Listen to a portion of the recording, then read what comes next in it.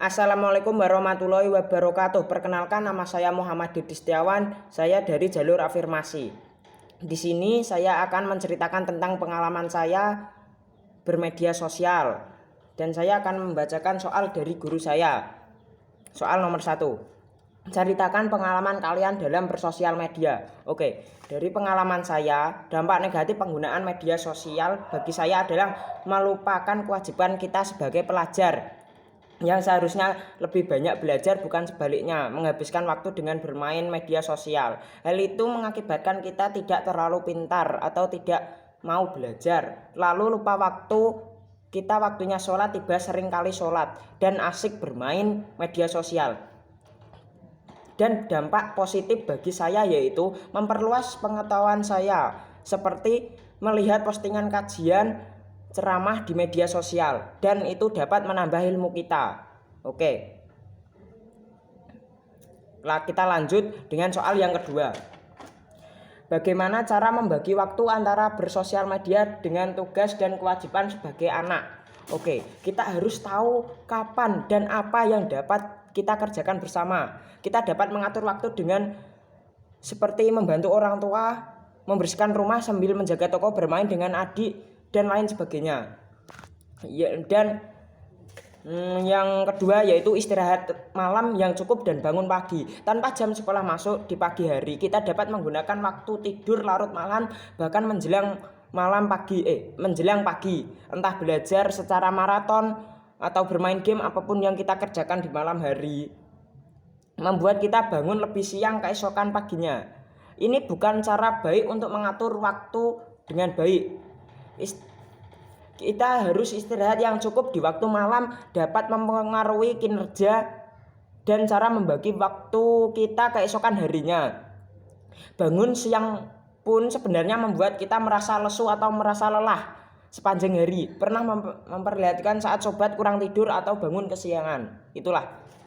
Kita harus lanjut soal yang ketiga.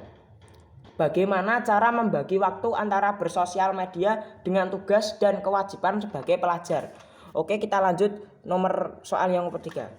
Misalnya sore menggunakan medsos, waktunya untuk membuka medsos, dan malamnya mereka menggunakan untuk belajar. Dan ada pula sebaliknya, sore mereka menggunakan waktu belajar dan malamnya menggunakan untuk membuka medsos. Bahkan ada juga pelajar yang tertib menonaktifkan handphonenya ketika belajar. Cara lain yang dilakukan oleh banyak pelajar dalam mengelola waktu adalah dengan menggunakan medsos seperlunya. Ada juga yang hanya menggunakan medsos saat waktu luang saja.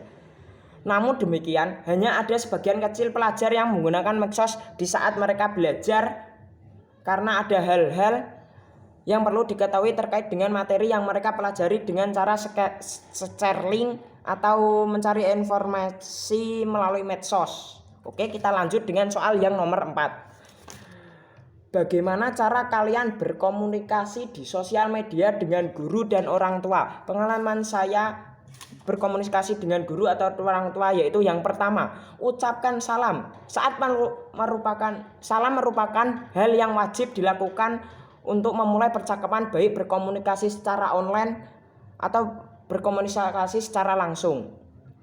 Contoh salam yang bisa digunakan antara lain yaitu Assalamualaikum, selamat pagi, selamat siang, atau selamat sore, dan lain sebagainya.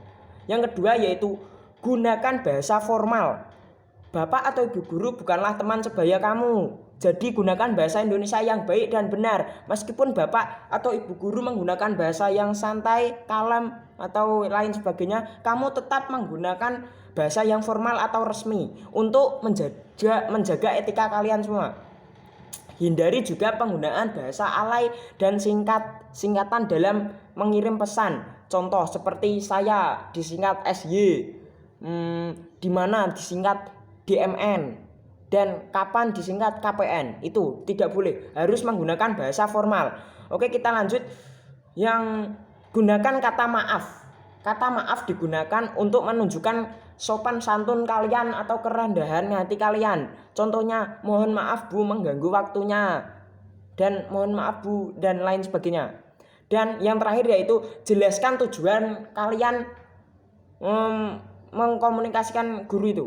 Jelaskan tujuan kalian. Setelah memperkenalkan diri, kemudian jelaskan tujuanmu menghubungi Bapak Ibu guru kalian. Harus menggunakan tulisan yang singkat, padat, dan jelas. Contohnya, saya ingin bertanya tentang tugas hari ini, Bu. Dan dalam tugas tersebut kita harus membuat kalimat atau cukup menuliskan contoh katanya saja, Pak. Dan contohnya lain sebagainya. Oke, kita lanjut. Yang terakhir yaitu ucapkan kalian terima kasih kepada Bapak Ibu guru. Setelah semuanya tersampaikan, jangan lupa ucapkan terima kasih kepada ibu guru kalian. Terima kasih, Bu. Begitulah kesan-kesan saya. Saya akhiri. Wassalamualaikum warahmatullahi wabarakatuh.